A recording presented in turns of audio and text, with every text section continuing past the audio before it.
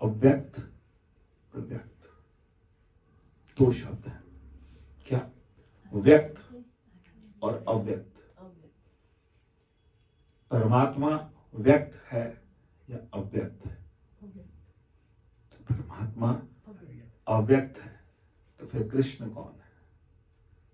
सुंदर थे, लीलाएं करी, गोपियों के साथ घूमे। अव्यक्त जो था व्यक्त रूप में आ गया। राम जो थे वो व्यक्त थे, कृष्ण जो थे व्यक्त थे नहीं हैं। गुरु नानक व्यक्त है, बताया जाता है, लेकिन जो उन्होंने बताया, जो बात की उन्होंने, वो किसकी करी? एक ओंकार शब्द में बांधने की कोशिश करी। हिंदू हैं तो हम क्या बोलते हैं? ओम। सिख हैं तो क्या बोलते हैं? एक ओंकार। लेकिन वो है क्या? इशारा क्या किया? रूप नरेक नरंग किछ त्रिहुगुण ते प्रभु भिन्न, ते सई बुझाए नानका जिस होवे सुप्रसन्न। न रूप है, न रेख है, न रंग है, तीनों गुणों से भी भिन्न है। बिन पद चलई सुनहि बिन कान, बिना पैरों के चलता है, बिना कान के सुनता है। तो फिर कोई नया बच्चा हो ना, यहाँ सारे पुराने पक्के पे बंदे बैठे हैं, तो कहते क्यों दिमाग खराब कर रहे हो? तर्क में आ जाए तो हम परमात्मा को हम महसूस तो करा सकते हैं, हम मान तो सकते हैं, लेकिन हम ऐसे कह के ये है परमात्मा नहीं कर सकते। दिखता है ऐसे कह सकते ये परमात्मा है। ये किसका विषय है? ये विषय है श्रद्धा और विश्वास। श्रद्धा का विषय है, विश्वास का विषय। तो पहला शब्द क्या है? अव्यक्त।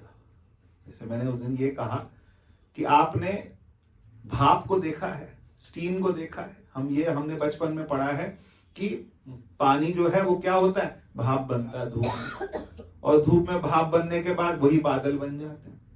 फिर वही बादल बन के कहाँ? पहाड़ों में जा करके वो क्या बन जाते हैं? बर्फ बन के वहां इकट्ठे हो जाते हैं। फिर वो ग्लेशियर बन जाते हैं, फिर उससे पानी निकलता रहता है। तो पानी जो है वो तीन रूपों में रह सकता है कि नहीं? पहला कौन सा रूप है? भाप। भाप दिखती है, मैं कहूं यहाँ पर है नहीं, पर है। आपको दिखेगी नहीं, लेकिन है। ये क्या है? अव्यक्त है। जब बरसात के दिनों में ठंडे पानी का गिलास रखते हैं तो उसके आसपास कुछ इकट्ठा हो जाता है कि नहीं हो जाता? ऐसा होता है कि नहीं? फिर वो क्या है? वो भाप है। फिर धीरे धीरे वो पानी बन जाता है। फिर पानी को पक्का कर दो तो कौन बन जाएगा? वो बर्फ। एक ही है ना, पर कैसा दिख रहा है? कभी भाप। भाप मतलब दिख ही नहीं रहा। वो क्या है? अव्यक्त। और जब बर्फ बन गया तब वो क्या है? व्यक्त। तो परमात्मा क्या है? जू गूंगे की मिठाई। गुरबाणी क्या बोलती है? क्या है? जो गूंगे की मिठाई। एक गूंगे को आप क्या खिला दो? मिठाई खिला दो, गुड़ खिला दो, पूछो कैसा लगा? क्या कहेगा? कैसे बताएगा? और खुश होगा। और पूछोगे और खुश होगा। आप संतों से पूछो भगवान कैसे? अच्छा, कैसे है? ऐसा उन्होंने क्या मिला? सारा जो खेल है किसका है? विश्वास का। किसका है? विश्वास का, श्रद्धा का। और किसका है? विश्वास का। श्रद्धा और विश्वास। भवानी शंकरो वंदे श्रद्धा विश्वास रूपिणो। भवानी कौन है? माता पार्वती। और भगवान शिव क्या है? विश्वास। हमारे यहां जब हमारे महाराज जी समझाते हैं तो तीन चीजें समझाई। पहली, प्रत्यक्ष, ठीक है। दूसरी, परोक्ष। पहला शब्द क्या है? प्रत्यक्ष। दूसरा क्या है? परोक्ष। और तीसरा क्या है? अपरोक्ष। समझ रहे हैं? अब प्रत्यक्ष का मतलब क्या है? प्रत्यक्ष का ये मतलब है कि यहां अभी रिकॉर्डिंग हो रही है, मैं बैठा हूं, टाइमिंग में रिकॉर्ड हो रहा है, सब चीजें हैं, आप भी हैं, सब हैं, यहां पर अगर कैमरे लगा ली जाए, प्रत्यक्ष दिखाई दे रहे हैं सब। कल को कोई भगवान न करे कोई बात हो जाती है, सब बता सकते हैं, हम भी थे, हम भी थे, हम भी थे। हम क्या हैं? प्रत्यक्ष। हम सामने हैं, प्रेजेंट है, दिख रहे हैं, फिजिकल सब दिख रहे हैं। जब बात होती है किसकी? जब कोई कहीं के केस होता है, कचहरी में कोई केस होता है, कोई बातचीत होती है, तो वहां क्या मांगा जाता है? प्रत्यक्ष। क्या मांगा जाता है? प्रमाण। अब वो क्या देने पड़ते हैं? प्रमाण देने पड़ते हैं। ये प्रमाण है, ये प्रमाण है। लिखित में क्या है? वो कहनी मैंने कहा था, लिख ऐसा कुछ नहीं चलता। वो हमारी बात हुई थी, आपस में हुई थी। घरों में लड़ाइयां क्यों होती? बड़ा भाई कहता है मैंने तुम्हारे लिए ये भी किया, मैंने तुम्हें पाला पोसा बड़ा किया, मैंने तुम्हारे लिए ये किया वो किया। छोटा कहेगा प्रमाण कहाँ है? उनकी बेटी, उनकी बहू, उनकी जो पत्नियां होंगी वो क्या कहेंगी? क्या प्रमाण है? उनके बच्चे कहेंगे जिन्होंने देखा है नहीं, क्या प्रमाण है? प्रमाण दो। क्योंकि हमने तो प्यार में किया। बड़ा भाई कहेगा मैंने प्यार में किया। प्यार का कोई कैलकुलेशन है? ये तो नहीं है। हमारी आपस में बात हो गई थी, वो कहते हैं क्या बंटवारे कैसे हुए थे कि ये वो कह गए थे ये तुम्हारा, ये तुम्हारा, ये तुम्हारा। जो कह गए थे वो कहां है? यही तो होता है कि नहीं होता है? लिखित में क्या है? वो कोर्ट में पूछेगा लिखित में क्या है? लिखित में कुछ नहीं। लिखित में कुछ नहीं है तो फिर कुछ नहीं। ये प्रत्यक्ष है, सामने जो है। लेकिन दूसरा, इसके बाद एक और दुनिया अलग है। इसको थोड़ा समझिए, थोड़ा गहरे में समझिए। दुनिया अलग है। वो क्या? परोक्ष। वो कौन सी है? परोक्ष। एक ब्राह्मण था, वो रोज सुबह जल चढ़ाता था सूर्य को। आप उस दिन सुन रहे थे ना गाड़ी में, रास्ते में, श्राद्ध वाली बात, वो मेरे दिमाग में चलती रहती है।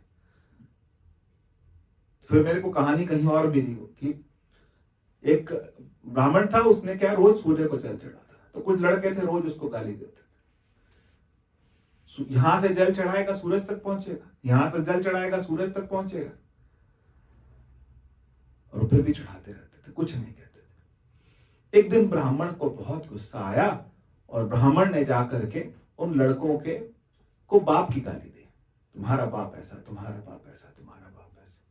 तो उन्होंने कहा हमारा बाप तो मर गया। और लेकिन नहीं था, उसको पता था, ब्राह्मण को पता था कि बाप नहीं है, फिर भी गाली दे रहा था, बाप को गाली दे रहा था। तो वो डंडे उठा के आ गए, ब्राह्मण के घर पहुंच के मार डाले। तो ब्राह्मण ने कहा कि मैंने गाली दी, पर वो पहुंची कि नहीं पहुंची? तो कहने लगे ब्राह्मण, वो कहने लगा कि तुमने मेरे बाप को गाली दी। कहते जब गाली दी हुई पहुंच सकती तो जल नहीं पहुंच सकता। बाप नहीं है, ये क्या है? कहां है ये? परोक्ष। परोक्ष दुनिया अलग है। हम श्राद्ध कर रहे हैं, परोक्ष है। परोक्ष का मतलब क्या है? कि हमने अपनी तरफ से अर्पण किया, वो पहुंचा नहीं पहुंचा, श्रद्धा का विषय है। ये किसका विषय? श्रद्धा का विषय है। ये कैलकुलेशन का, प्रत्यक्ष प्रमाण, ये सब चीजें, कैलकुलेशन, ये सब चीजें अलग हो जाती। ज्योतिष किसका विषय है बताइए? माना मैंने कैलकुलेशन होती है, सब चीजें होती है, मेरे को भी लगता है, मेरे को भी पूरा विश्वास है ज्योतिष पे। ज्योतिष बिल्कुल सही कहता है, कई चीजें बहुत हद तक सही होती हैं। लेकिन जब नए बच्चे होते हैं, ये क्या ज्योतिष लगा रखा, वो एक अपनी तरह की कैलकुलेशन है। वो किसी पे सटीक बैठती है, किसी पे नहीं बैठती। कोई करने वाला बिल्कुल ठीक बैठाता तो बैठती भी है, ऐसा नहीं है। लेकिन ज्योतिष ठीक है, लेकिन ये कौन सा ज्ञान है? परोक्ष। तुम ऐसा करो, तुम शनि पे जल चढ़ाओ तो तेल चढ़ाओगे, तुम्हारा ये होगा, तुम ऐसे करोगे, ये करोगे, ऐसा होगा, ये करोगे, ये सारा ज्ञान कौन सा है? परोक्ष। जो बच्चा बहुत प्यारा लगता है तो मां जाके काला टीका लगा देती है। अब ये क्या है बताओ? अमेरिका में लगा सकते हो आप किसी बच्चे को काला टीका? नहीं लगा सकते हो, कहेंगे क्या कर रहे हो बच्चे के साथ। पर वो माएं मुंह पे भी लगा देती हैं, कान के पीछे भी लगा देती हैं, मत्थे पे भी लगा देती। सबने लगाया। नजर कुछ होती है कि नहीं होती है? अब बच्चे क्या कहेंगे बताओ, मुझे बताओ। लेकिन होती है। माएं कहेंगी होती है। कोई कैलकुलेशन तो हो, कुछ प्रमाण तो हो, कुछ तो दो। पर कहते हैं नजर होती है। ये भी होता है, ऐसा भी होता है, पितृ भी होते हैं, देवता भी होते हैं, भगवान भी होते हैं, ये भी होते हैं, ऐसा भी होता है, पाताल भी होता है। सांप काटने को बैठा, हम दूध पिला रहे हैं, है ना। लोग हमारी मजाक बनाते हैं, हमारी आस्था का मजाक बनाते हैं, लेकिन फिर भी हम उस पर टिके हुए हैं। किस झूठ टिके हुए? परोक्ष हमारी बुद्धि में बैठ रखा है। ये श्रद्धा का विषय है, विश्वास का विषय है। और उसके बाद एक और है, वो कौन है? अपरोक्ष। अपरोक्ष का मतलब क्या है? अभी मैं यहां जितने लोग बैठे हैं, कोई हाथ उठा के बोलते मैंने भगवान को देखा। बैठे किसके लिए? अच्छा, किसके लिए बैठे? बैठे भगवान के लिए। कोई ये उठा के हाथ उठा के कह दे मैंने भगवान को देखा? कोई तो कह दो मैंने देखा। नहीं देखा, लेकिन है ना कि नहीं है? नहीं है तो चलो अपना छुट्टी ताले ताले मारो, घर से तो अपने क्या करना है, आराम से। देखा नहीं है, पर कौन कह रहा है कि है? विश्वास कह रहा है। लेकिन गुरु जो है वो बता देता है, वो स्पष्ट कर देता है, वो अपरोक्ष बता देता है। अपरोक्ष का मतलब सारी बातें हटा के, सबको हटा के जो बच गया वो क्या है? नेति नेति कह वेद पुकारा। परमात्मा का विस्तार किसने किया? सारे गा रहे, गावन तुधनो पवन पानी वे संतर गावे राजा धर्म द्वार, सब गा रहे हैं। सही तुधनो गावन जे तुध भावन रते तेरे भगत, सारे गा रहे हैं, लेकिन किसको गा रहे हैं? गा रहे हैं किसी के लिए तो गा रहे हैं। कौन है वो ऐसा? फिर सुखमनी तो बहुत क्लियर कर देती है, पिता का जन्म की जाने पूत, सगल परोई अपने सूत। बाप का जन्म हम तो परमात्मा अव्यक्त है, लेकिन उस अव्यक्त के भरोसे हम बैठे। उसके भरोसे क्या? उसके भरोसे हम क्या कर रहे हैं? हम बैठे हैं, हम गाते हैं, यही गाते हैं, तू मेरा जीवन आसरा मेरे शहंशाह मेरे सतगुरु प्यारे, मैं ताहुण बस जी रैया एक तेरे सहारे। कौन है? जीवन आसरा। अच्छा, भगवान ने भी कम नहीं करा हमारे साथ। हमारे सामने हमारे दिल अजीज किसी को ले गया, हमने क्या कर दिया? क्या बिगाड़ दिया उसका? हमारे सामने हमारा नुकसान भी हुआ, फायदे भी हुए, नुकसान भी हुआ, सब कुछ हुआ, लेकिन फिर भी वो हमें क्या लगता है? सबसे प्यारा वही लगता है। भाई किसी का कोई ना कोई तो ले ही गया होगा। जब ले गया तो उसके बाद तो दुश्मनी हो जानी चाहिए उससे। दुश्मनी करी क्या हमने?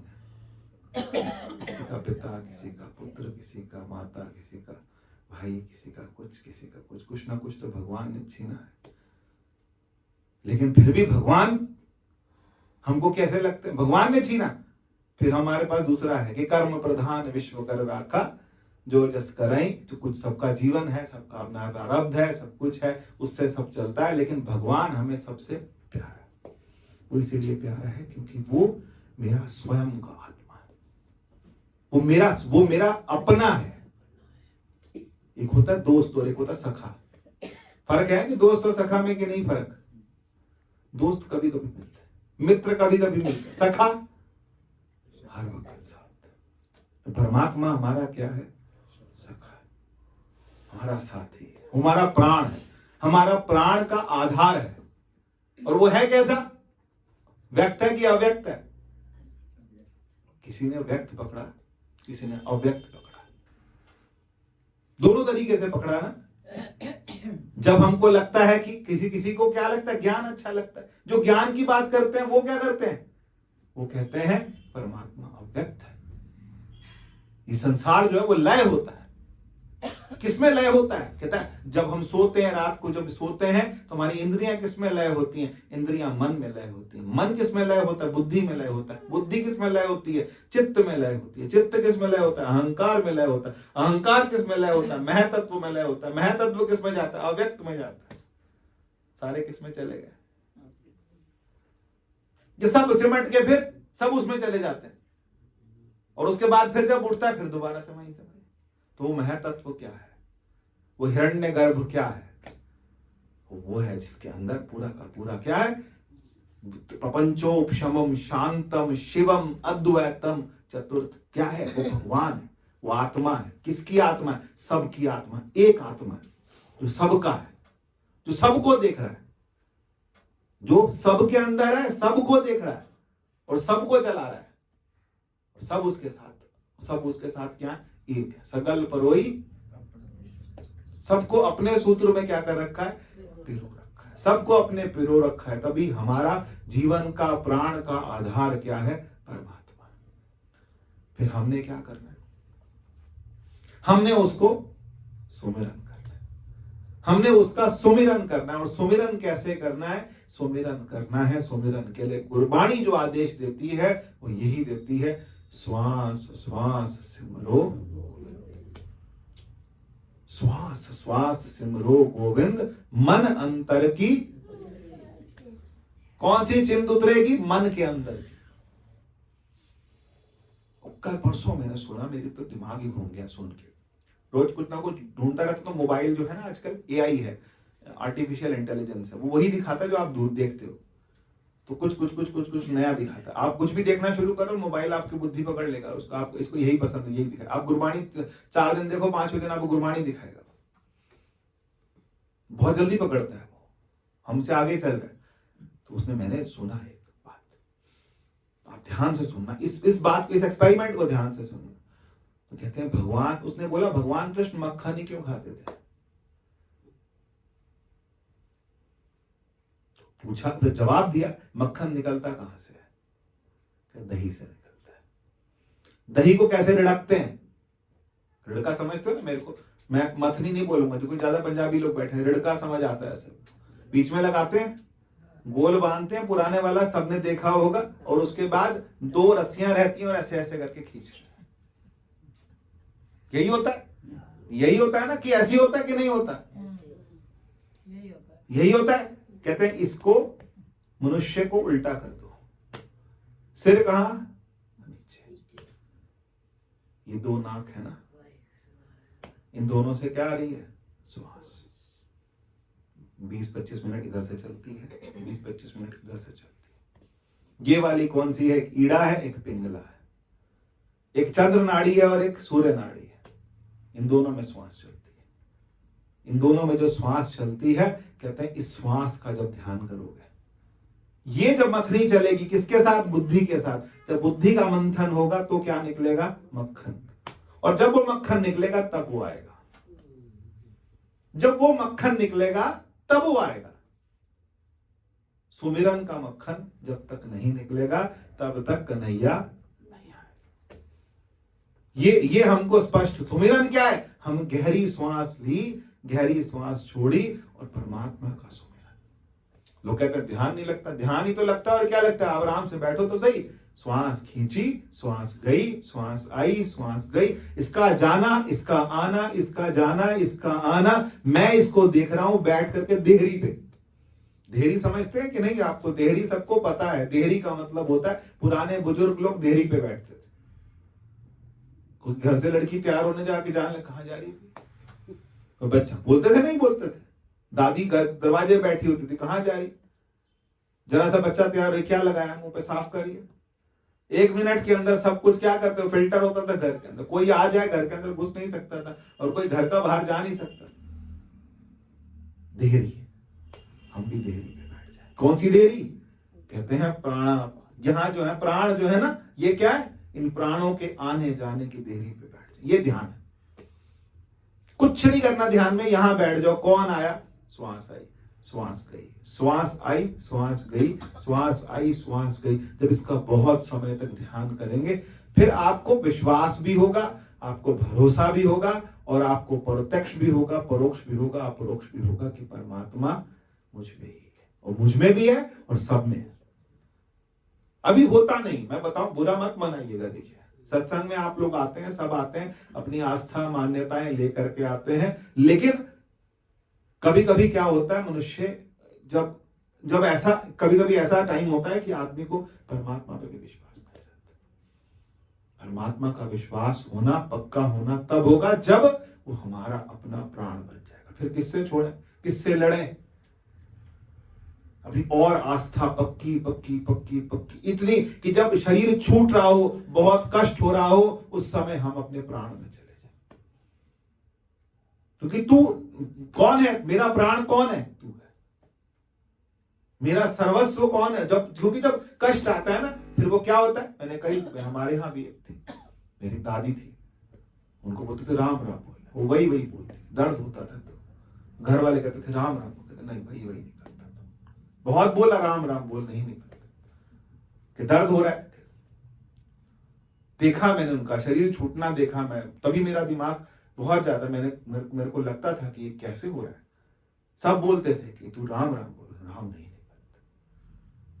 जन्म जन्म मुनि जतन कराही, अंत राम कही आवत।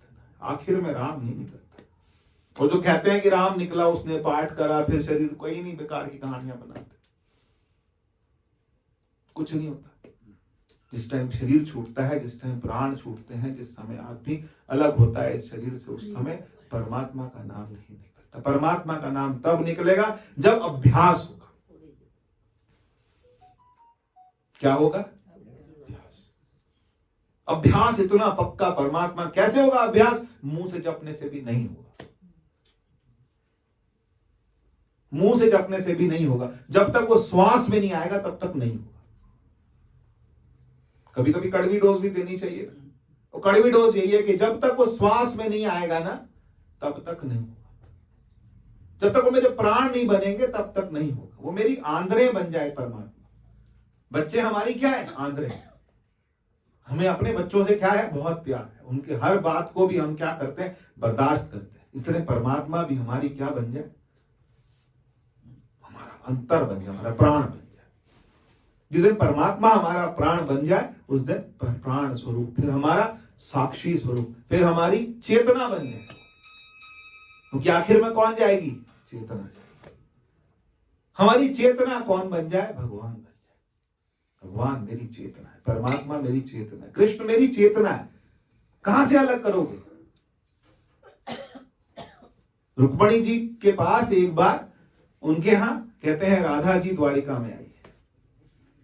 द्वारिका में राधा जी आई तो कहा गया कि राधिका जी को, उनको बहुत थकी, आराम करने के लिए भेजा गया। तो फिर उन्हें सबने कहा, सब छोटी रानियों ने बोला जाके देख के तो आओ ये राधा दिखती कैसी है।